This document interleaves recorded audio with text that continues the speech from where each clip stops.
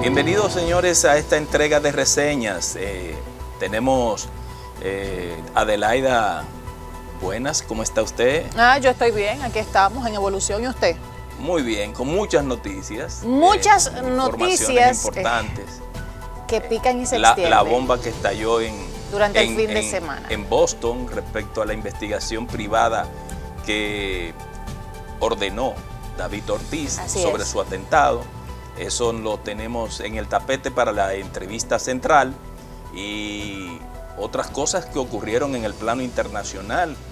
La visita del presidente Biden a Europa, donde se reunió con los miembros de la Unión Europea para seguir haciendo presión respecto al cerco que... Conflicto Rusia-Ucrania. Sí, que Occidente ha montado contra Rusia por la invasión a Ucrania.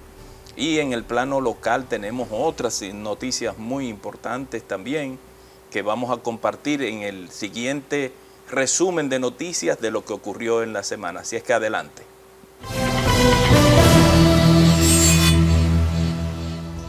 La semana que concluye inició con una noticia que se volvió viral. Un informe del excomisionado de la policía de Boston, Edward Davis, publicado en el Boston Globe el pasado sábado, indica que el capo César el Abusador fue quien ordenó el atentado contra el ex pelotero de Grandes Ligas, David Ortiz, en un establecimiento nocturno en República Dominicana en 2019. Y a propósito de dicho informe, la Procuraduría General de la República inició los trámites para solicitar el acceso formal a la investigación privada que establece que el narcotraficante César Emilio Peralta habría mandado a matar al Big Papi en junio de 2019. En otra información, el presidente de la Junta Central Electoral, Román Andrés Jaques Liranzo, aseguró que a la Junta Central Electoral, las juntas electorales y a las oficinas de coordinación de logística electoral en el exterior, OCLE, no les temblará el pulso para denunciar y constituirse en parte del proceso penal ante las violaciones a la norma penal electoral en cualquier modalidad delincuencial, provenga de donde provenga y sin importar el nombre y el apellido. Y una nota triste: falleció la noche del pasado martes doña Rosa Gómez, esposa del expresidente Hipólito Mejía. El deceso de la ex primera dama se produjo en la Clínica Abreu, donde fue trasladada tras sufrir un infarto mientras se encontraba en su residencia. La Presidencia de la República declaró 3 días de duelo por la muerte de doña Rosa, sepultada el miércoles en el Jardín Memorial.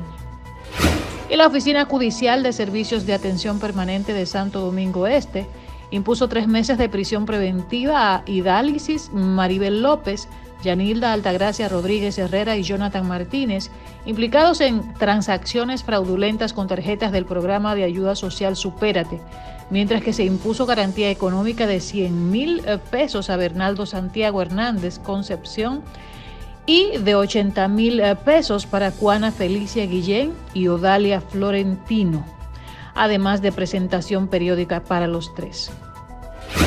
Varios nacionales haitianos golpearon a un sargento adscrito al Cuerpo Especializado en Seguridad Fronteriza Terrestre, CESFRON, mientras se encontraba patrullando en un lugar conocido como el Callejón de Lulú, ubicado en la sección Carrizal del municipio Comendador Elías Piña.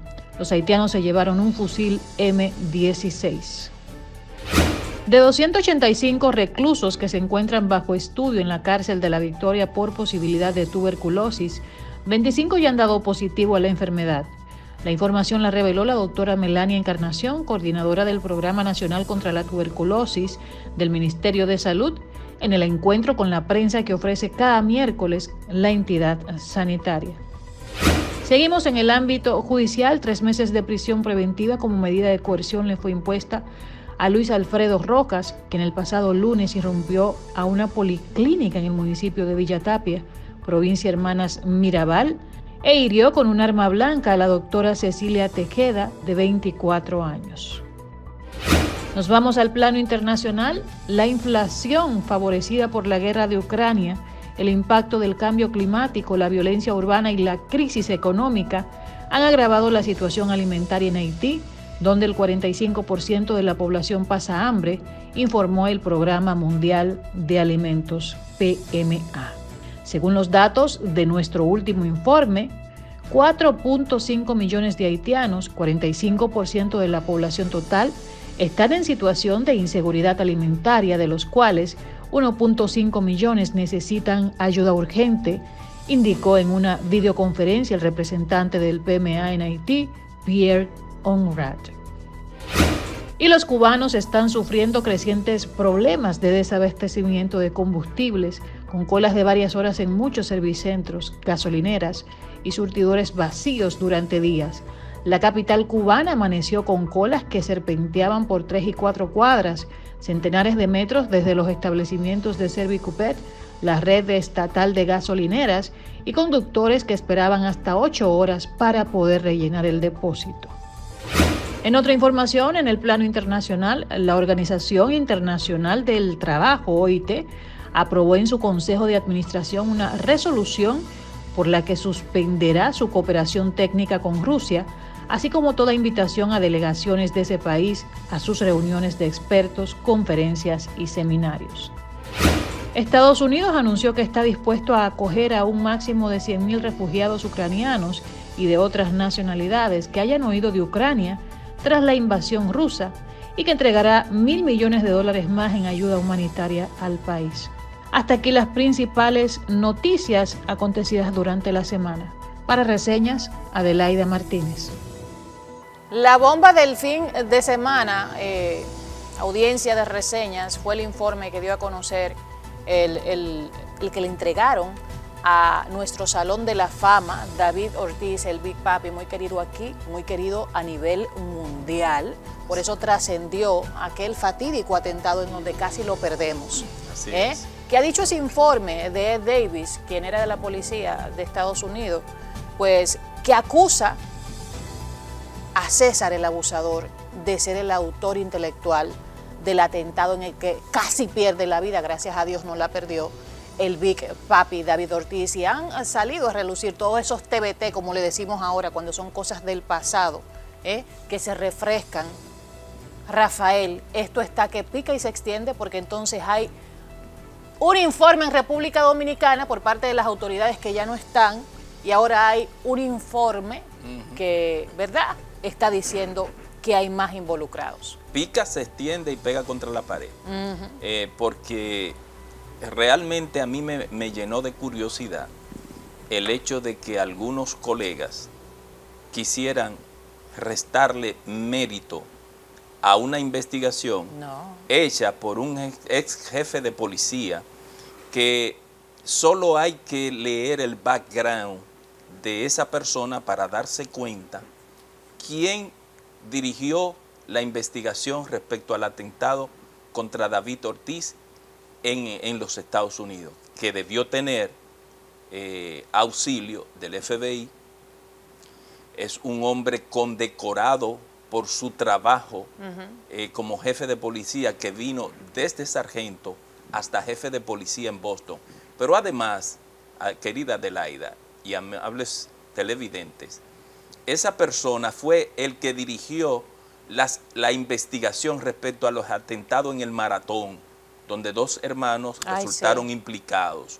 Él dirigió eso, y cuando se reanudaron los juegos en Boston, en el estadio se le hizo un reconocimiento a Ed Davis.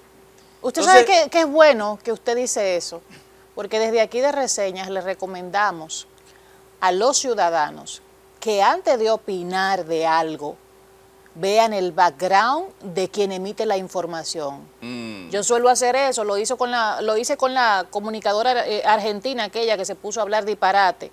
Es una mujer que se ha pasado su vida en la farándula. Así es. O sea, investiguen quién habla para validarlo. En otras palabras, en un lenguaje de nosotros, comunicadores, periodistas, hay que ver quién es el mensajero. Exactamente. El mensajero. Entonces, en este caso, Ed Davis es un especialista en investigación, pero además, si hay una cosa que tiene Estados Unidos, es que su sistema de justicia es muy bueno. Tiene debilidades como tiene todo en la vida, pero es muy bueno.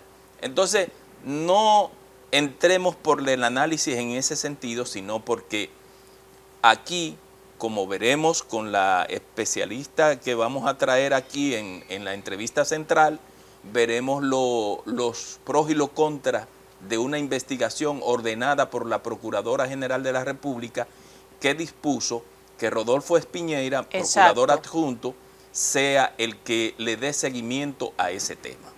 Es una medida inteligente de la Procuraduría, y adelantarse. Exacto, y yendo a otro tema, nosotros tenemos más de 50 años, Adelaida, señores, explotando el turismo. Nosotros somos una potencia en el Caribe. Eso es así. Sobre el turismo. Y hay que cuidarlo. Tenemos polos turísticos importantes como el del Este, Punta Cana, Cap Cana, Pueblo Bávaro, etcétera, etcétera, todo el este.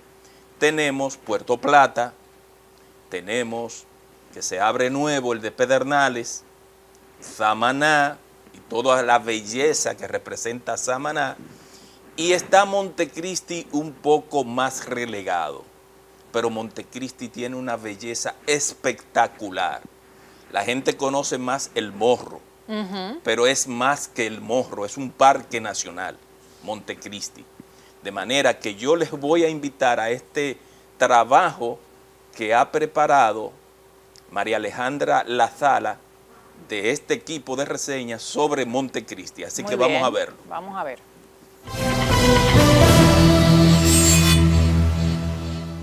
A los pies del Morro de Montecristi les saluda María Alejandra Lazala y les invito a dar un paseo por la biodiversidad de esta hermosa provincia.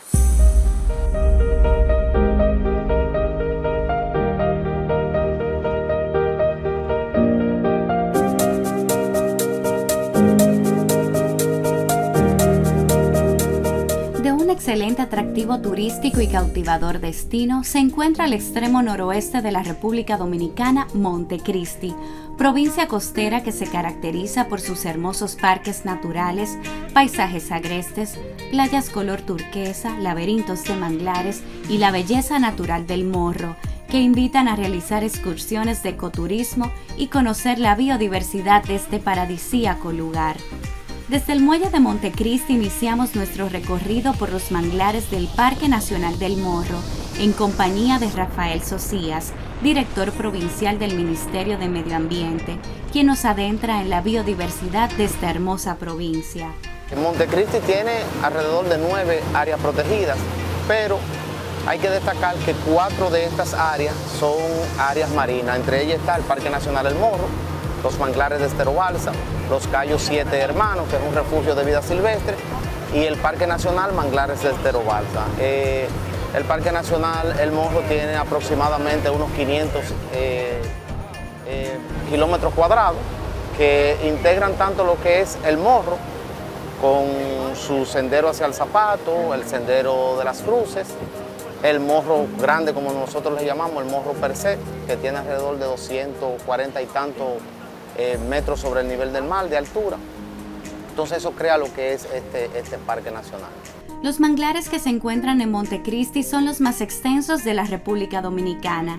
En ellos se encuentra el mangle rojo, negro y blanco, convirtiéndose en el hábitat ideal para la fauna, permitiendo que se reproduzcan diversidad de especies de peces y otras variedades marinas que durante años han sido depredadas por manos criminales, violando la Ley 307-04 que se crea mediante el Consejo Dominicano de Pesca y Acuicultura, Codopesca. Mira, aquí hay un sinnúmero de aves, tanto como la fauna marina. Tenemos aquí, siempre hay unos peces, meros, pargos, que la gente cuando viene aquí a este atractivo, por ejemplo, de lo que es la plataforma, generalmente se le dan de comer, la gente le echa pan, la gente le echa comida.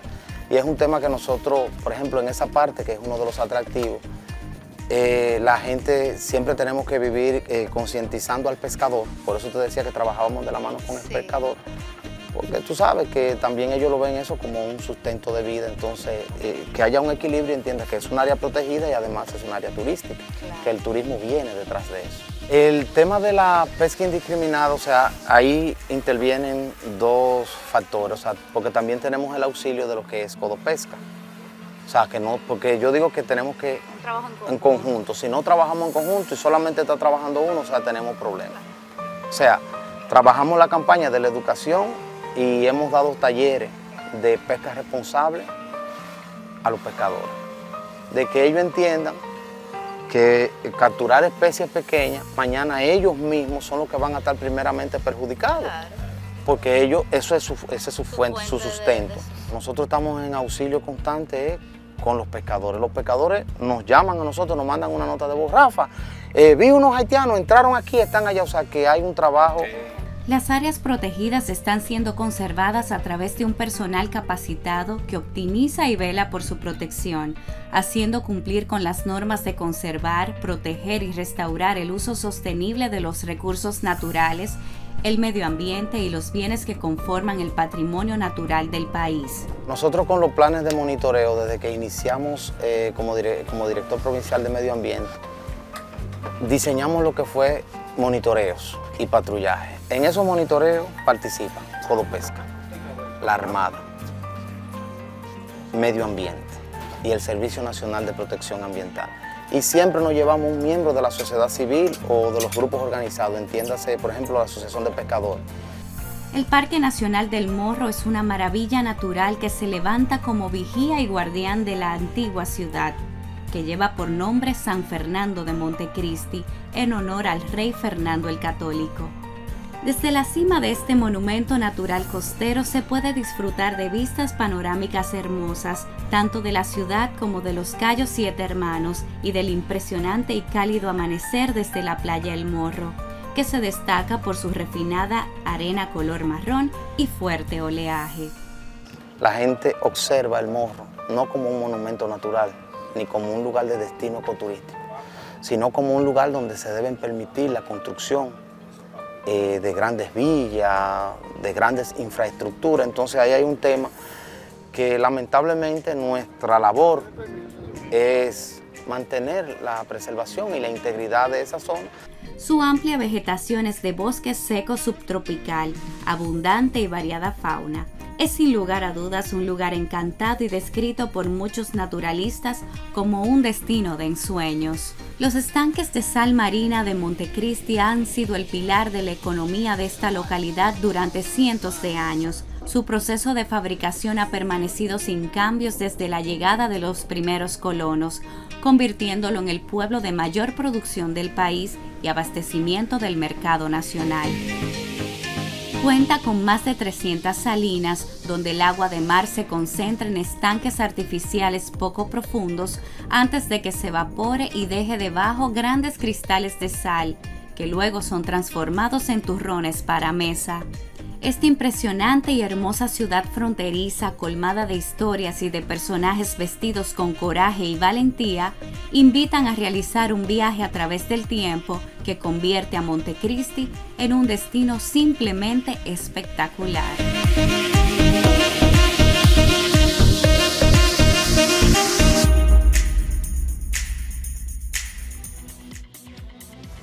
Desde Montecristi para Reseñas, María Alejandra La Sala.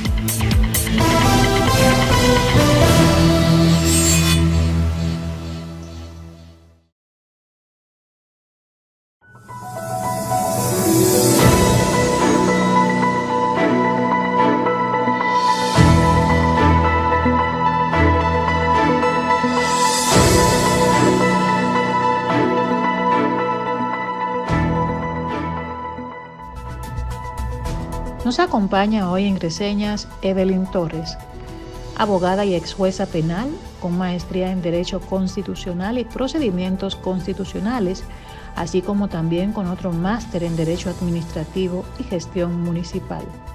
Nos acompaña hoy en Reseñas la abogada Evelyn Torres. Saludos y llegamos al segmento central de este programa Reseñas. Nos sentimos honrados con la visita de la licenciada Evelyn Torres, ex jueza y una persona que ha andado por el mundo de lo que es la abogacía penal en la República Dominicana. Así es que bienvenida usted a este programa Reseñas. Gracias, afectuoso saludo, le agradezco la oportunidad de compartir este espacio con ustedes y con su audiencia. Bienvenida, Evelyn. Rafael, con Evelyn tenemos muchos temas importantísimos por su referente y por la experiencia que ha tenido, no solo en lo penal, sino también en las debilidades que tenemos en el sistema carcelario, todo lo que atañe al respecto. Y por lo que decíamos al principio del programa, hubo una noticia que se convirtió en tendencia la semana entera. Así es. Fue el informe que se dio a conocer por el periódico de Boston Globe. Respecto a la investigación que hizo un ex jefe de policía de Boston respecto al atentado contra el pelotero David Ortiz, que establecía que fue César el abusador el que ordenó la muerte del pelotero, del Big Papi. Yo quiero que nos centremos en esta primera parte, analizar, licenciada, una investigación que se hace fuera del país, pedida por el propio pelotero, pero que no tiene ninguna jurisdicción en el nuestro, cómo ese evento tendría una trascendencia jurídica para que pueda accionar el Procurador General de la República o la Procuraduría General de la República judicialmente. Bueno, puede tener varias lecturas ese informe. Si lo vemos ahora mismo, que es un informe que fue, como al efecto, realizado en el extranjero a un requerimiento privado, en República Dominicana, lo que te dice es, en tu país ocurrió un hecho, nosotros investigamos y la conclusión es esta.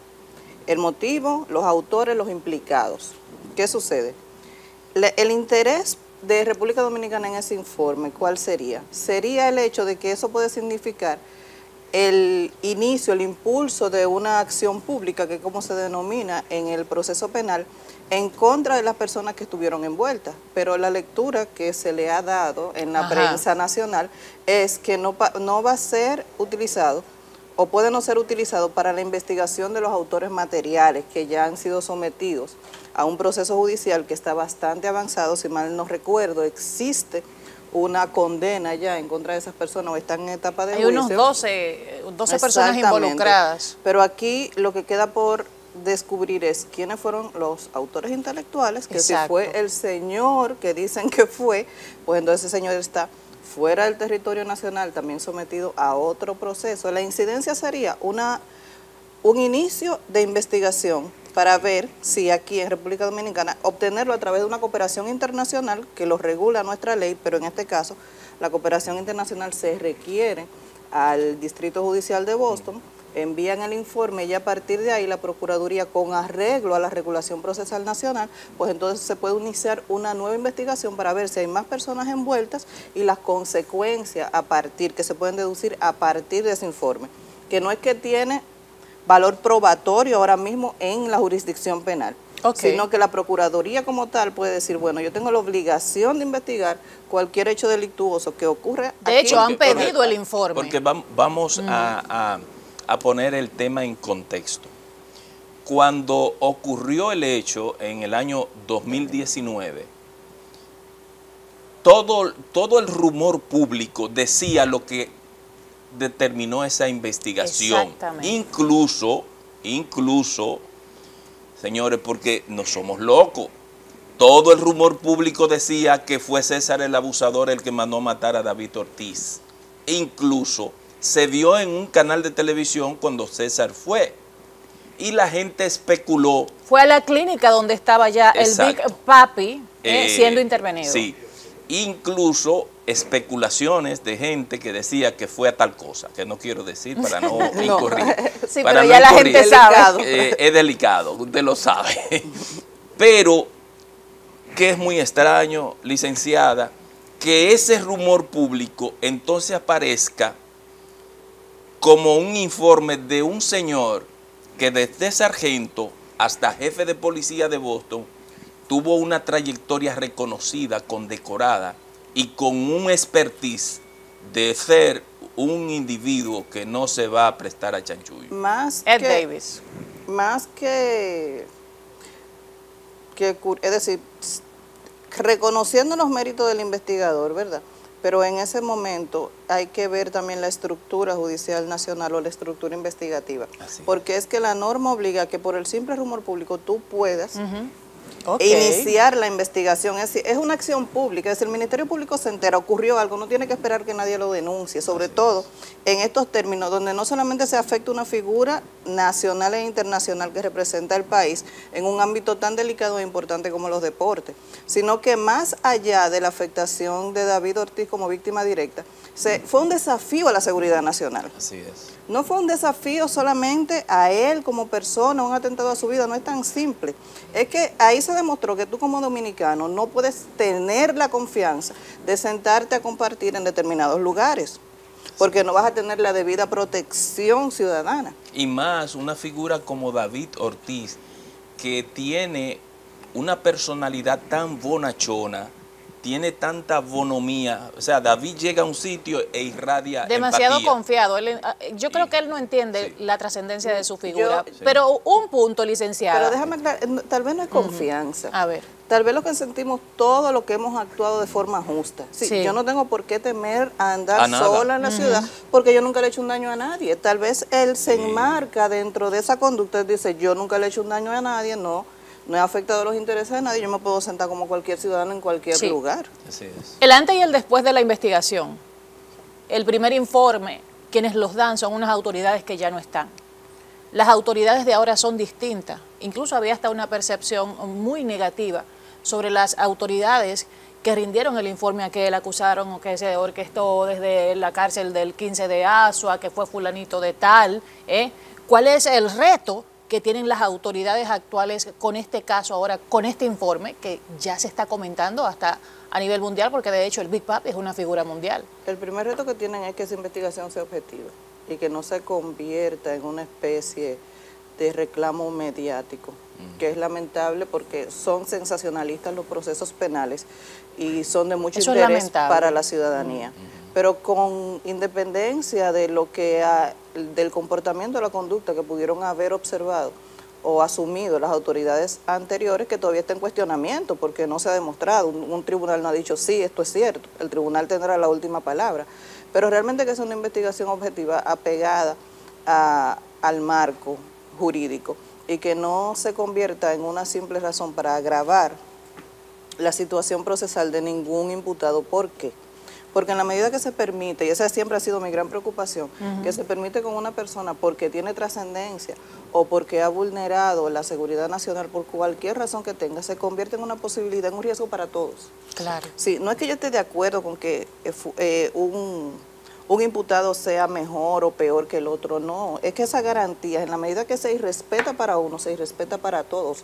O te pone a ti como ciudadano en esa condición de riesgo permanente. Permanente, porque entonces basta con que se diga una cosa, con que suceda cualquier eventualidad, y ya tú te puedes ver sometido a un proceso que en lo que se demuestra que no es como están diciendo y se demuestra que no es como lo está percibiendo la nación completa y hasta de forma internacional. Mientras tanto, eres señalado y eres cuestionado y estás juzgado socialmente. ¿Puede el Big Papi solicitar que se abra una investigación a las autoridades? Claro. Él es la víctima directa del artículo 83 del Código Procesal. Bueno, si yo fuera investigadora, si yo fuera la procuradora hoy, yo no esperara que él me lo requiriera. Sí, bien o mal, porque bien o mal, no lo esperara. Incluso hasta cuando lo establece, que cuando hay, usted lo decía ahorita, un rumor público, la Procuraduría General, el Ministerio Público, está obligado a generar una investigación respecto a un hecho que ocurrió. Entonces, eso había un rumor muy fuerte con eso. Y en este caso, desborda los límites de la Procuraduría, porque recordemos que el director de la Policía Nacional refrendó ese informe, que es el brazo ejecutor de las investigaciones. Si el Ministerio Público se ocupa de que todo esté en orden, de que no se le violenten los derechos a la persona, de requerir las investigaciones, supervisarlas, pero el brazo operativo de esas investigaciones es el Cuerpo Policial Nacional. Así es. En ese entonces, incluso yo recuerdo que en la ocasión se hizo una conferencia de prensa conjunta entre la Procuraduría General de la República y la Policía Nacional para dar la versión oficial que hasta ahora se conoce. Y el problema es que al surgir una investigación, a mí me dio mucha curiosidad y puse incluso un tweet, escribí, en donde decía que a veces aquí, en este país, lo absurdo se constituye en verdad a veces. Lo absurdo. Recuerdo, licenciada, el video que incluso hizo el propio César el Abusador, desmintiendo ante los rumores en aquel momento. Miren qué cosa, desmintiendo que él no tuvo nada que ver. Pero la pregunta, con ese atentado. Aquí también sería, ¿el informe nacional dónde está? ¿Quién lo tiene? ¿Quién lo realizó? ¿Quién lo firma? ¿Quién asume la responsabilidad de esa investigación? Ese es un punto importante. Ahora, yéndonos un poco más adelante, el procurador adjunto Espiñeira ha sido designado por la Procuradora General de la República para iniciar las investigaciones. Uno tiene mucha fe en la actual Procuraduría General de la República por quien es Miriam Germán, Jenny Berenice y Camacho. Los tres constituyen una tripleta confiable. Inmediatamente, porque ya el rumor mediático estaba haciendo presión para que fuese así, pero ella se adelantó y designó a Espiñeira. Espiñeira lo que tiene que hacer, de acuerdo como usted ha dicho, con los convenios que hay, pedir la investigación y a raíz de su lectura y su estudio, iniciar por donde él entienda, como penalista, un proceso investigativo. ¿Ahí se podrían incluir otras personas? Claro que sí, porque recordemos que se está diciendo, ¿verdad?, por decirlo de alguna manera, que existió una obstrucción de justicia a nivel nacional, que no se realizó un trabajo investigativo adecuado. ¿Qué implica la obstrucción de justicia aquí? Yo he visto películas en Estados Unidos que son muy severos, porque hasta presidentes de la República han tenido problemas en Estados Unidos por obstrucción de justicia. Aquí en Dominicana. Aquí realmente, así, si le digo que identifico un tipo penal como tal, estaría hablando de algo que desconozco, porque no he visto el primer caso de obstrucción de justicia. Ahora sí puede ser una causa para ampliar la investigación y de ahí entonces desencadenar consecuencias en contra de las personas que sí tuvieron que hacer esa investigación de forma correcta y no la hicieron. Pero desconozco cualquier caso que haya sido sometido por la obstrucción de justicia como tal. Como tipo penal no la conozco en la regulación nacional. ¿Cómo se hace el proceso inmediatamente el procurador adjunto conviene de que hay personas que no están en el expediente oficial que deben incluirse?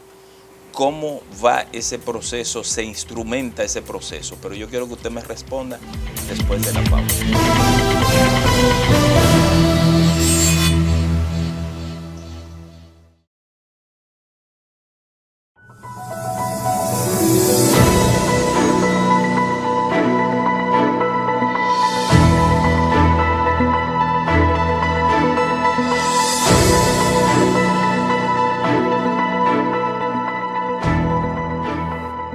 Gracias por continuar en Reseñas. Tenemos hoy plato fuerte con la ex jueza Evelyn. Evelyn, nos quedamos con una pregunta en el aire que hizo mi compañero y colega Rafael.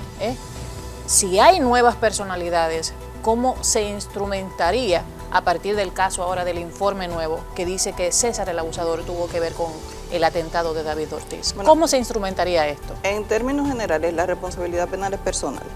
Ya existe, como dijimos al principio, un grupo de personas que ha sido sometido, que está siendo juzgado, que está en una etapa avanzada del proceso. Y a partir de este informe, entonces, se iniciaría una investigación, no diría que paralela, sino alternativa relacionada con ese primer proceso. Ya esa investigación determinará cuál ha sido la participación de otras personas que tienen que ser investigadas y cómo debe ser presentado, en caso de que así proceda, por ante la Justicia Penal Nacional.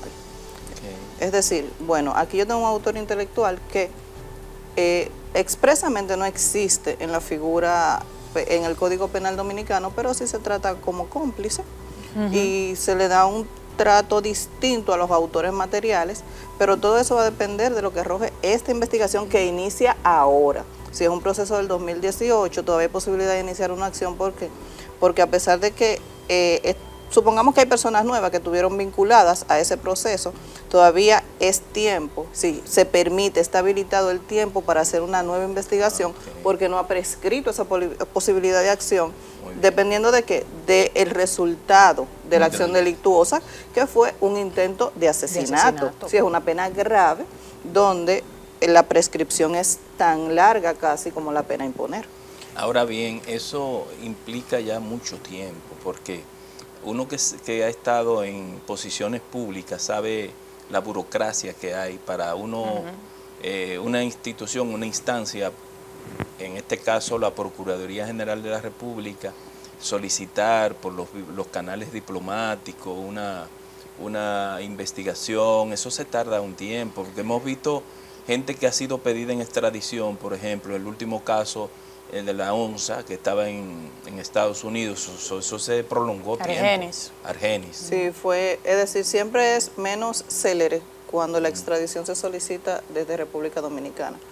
Pero en este caso habría que ver si aplica la figura de extradición para alguno de los implicados o de los cómplices, autores intelectuales, como lo denominen. Otro tema es que si usted tiene un informe que sabe que existe, en lo que le llega oficialmente, bueno, pida eso escaneado y vaya avanzando. Es complejo, licenciada, porque en el caso no lo digo tanto por la propia extradición, porque eso es muy complejo. Él está siendo procesado por un caso en Estados Unidos. Entonces, lo que lo digo es por la burocracia, el pedido. Mire, yo lo voy a hacer muy realista, con la responsabilidad que me caracteriza. Ese señor no lo van a requerir en extradición. Es decir, República Dominicana, como siempre, va a ceder ante los intereses de la justicia norteamericana, por una serie de razones estatales que ellos conocerán, que todos desconocemos, pero que sabemos que existen. Si difícilmente él sea juzgado aquí, porque además, ¿qué pena le correspondería esperar un nuevo juicio? Ya allí está procesado, la pena que tiene que cumplir allá, entonces se va a, prácticamente es más larga que la de aquí. Ahora, otra cosa es, si República Dominicana como tal tiene la posibilidad de esperar, de iniciar la investigación, por esa causa de que el supuesto autor principal del hecho está siendo procesado en Estados Unidos, es un impedimento legal para que aquí se procese, hay que ver hasta dónde se pueda reconocer que cuando él responde a la justicia norteamericana, entonces pueda venir a responder a la justicia nacional, y ya eso se tratará por medio de los acuerdos internacionales de cooperación judicial y todo ese tema que pueda tener la Procuraduría Nacional con la Procuraduría, en este caso estadounidense, norteamericana, sea la de Puerto Rico o la de Boston, ellos decidirán. Usted tiene mucho conocimiento del tema procesal. Para su experiencia, que estuvo en los tribunales como abogada también litigante, ¿cuál es la debilidad fundamental del Código Procesal Penal actual? El Código Procesal Penal no tiene debilidades, a mi entender. Y mire que yo estoy relacionada con el Código desde el año 2004, cuando entró en aplicación. Como siempre lo he sostenido, aquí existe deficiencia en las instituciones que tienen a cargo la aplicación del código. No digo tampoco que esas deficiencias sean intencionales. Puede ser falta de recursos, falta de personal, falta de equipos adecuados, una gran carga de trabajo, profesionalidad. Sí, como mi experiencia como funcionaria pública o judicial, como servidora pública, que fue como siempre lo asumí, es que usted está brindando un servicio, entonces usted debe tener esa vocación. Eso es así. Entonces sucede también que existen funcionarios que van ahí porque es la única posibilidad que tienen de asumir ciertas posiciones y no le dan el carácter que deberían darle, y eso va haciendo como ese hoyo, como esa gota de agua que hace ese hoyo en la piedra, y le acera todo el trabajo de personas profesionales que sí quieren servir, porque la justicia es un tema delicado. Muy delicado. Y complejo. Complejo. Entonces yo siempre decía que tú tienes que tener la capacidad. Yo trataba los expedientes como un número. Si yo no los personalizaba. ¿Por qué? Porque eso te permitía, o me permitía a mí en ese momento, sin prejuicio, actuar sin prejuicios. Y aunque me viera como medio desafiante del sistema, que no lo niego, pero dentro de mi posibilidad y mi convicción, lo que se me presenta en el tribunal, darle a cada quien lo que le corresponde. Es lo que toca como juez y jueza. Es lo que toca, pero nos damos con ciertos funcionarios que dicen, no, yo sé que eso pasó, porque en los barrios sucede esto y esto y esto, pero si no te lo trajeron al tribunal es lamentable, tú no tienes otra opción, porque son las sentencias más difíciles de motivar también. Sí. Que si tú estás motivando de acuerdo a tu concepto y no de lo que se te demostraron, entonces se te complica el trabajo. Igual pasa en las instituciones relacionadas. Sí, aquí hay fiscalías, por decir lo que tú vas. El policía que atiende en la puerta tiene más vocación de servicio muchas veces que los funcionarios judiciales a los que tú tienes que acudir. Sí, cuando uno tiene la oportunidad de ir a un tribunal, hay como un desgano. Y una desidia que contagia incluso al que va. O sea, es como, yo no quiero volver aquí. Es que el usuario no tiene culpa ni de que usted esté mal pagado, sí, ni que usted no tenga una silla cómoda, ni de que usted no tenga una computadora de última generación. Es una persona que se acerca con un problema. Hay que trabajar profundamente en eso, yo creo que en todas las instituciones. Yo tengo una pregunta hipotética. La Procuraduría actual acoge el expediente, ¿verdad? Empieza a investigarlo.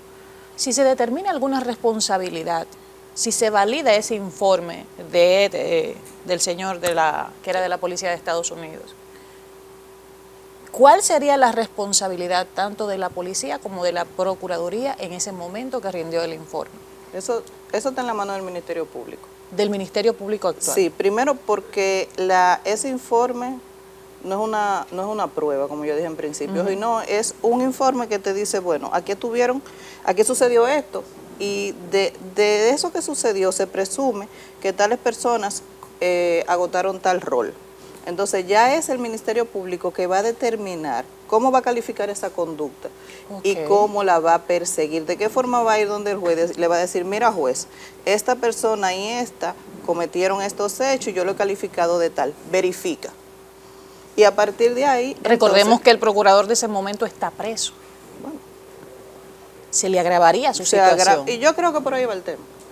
Va un poco por ahí, por agravar esa situación. Así es. Usted estuvo en un tribunal de familia y en la familia se presentan muchos temas que terminan en el tribunal, a veces penales.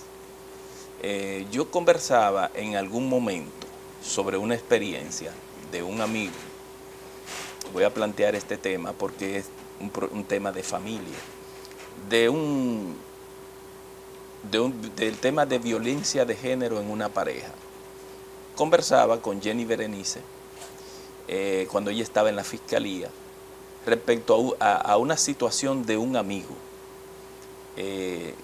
Tenía una denuncia de su pareja, pareja informal, de violencia de género, que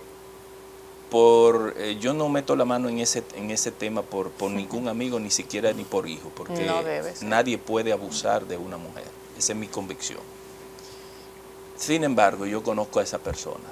Me resultó difícil que incurriera en eso y hablé con esa persona, le pregunté, etcétera, etcétera, porque lo conozco hace tiempo. Pues resulta que era un invento. Y yo hablé con Jenny, entonces hay una situación en los tribunales, hay una situación que viene de hace mucho, porque la antigua Procuraduría General de la República bajó un oficio que hombre que él pase por ahí, que lo pongan en la guillotina, no importa.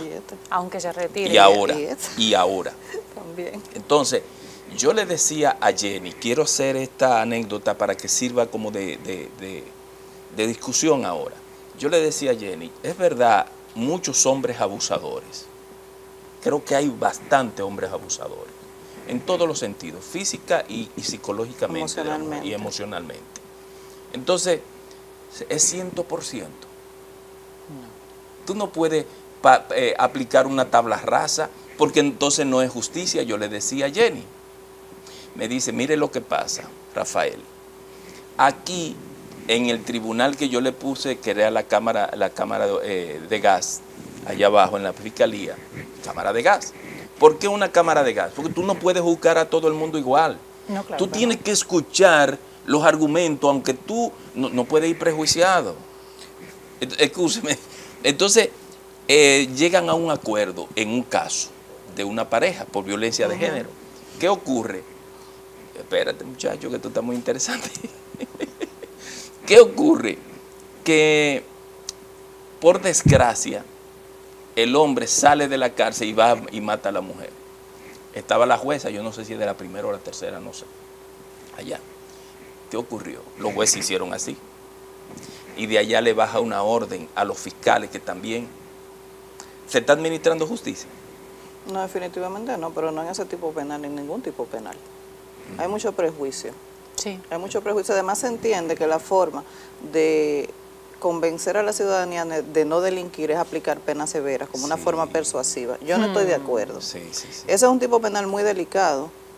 Yo evito litigar ese tipo penal porque es uno de los pocos tipos penales que me afecta, porque siento que por más que tú hagas tu trabajo, no puedes obtener una objetiva administración de justicia. Sí, no es eficaz. No es eficaz. Realmente, porque no es justa. Así es. Sucede mucho para la magistrada Jenny Berenice, que podemos estar de acuerdo con ella o no, pero es una persona muy frontal en cuanto a sus decisiones y lo que ella piensa. Todo el mundo sabe lo que ella piensa de determinados tipos penales. Es decir, ella para mí representa en muchos aspectos lo que debe ser la seguridad jurídica, porque hay momentos que tú tienes un tipo penal y tú sabes que no puedes ir a plantear un acuerdo porque ella no lo va a acceder. Sí. Y así fue.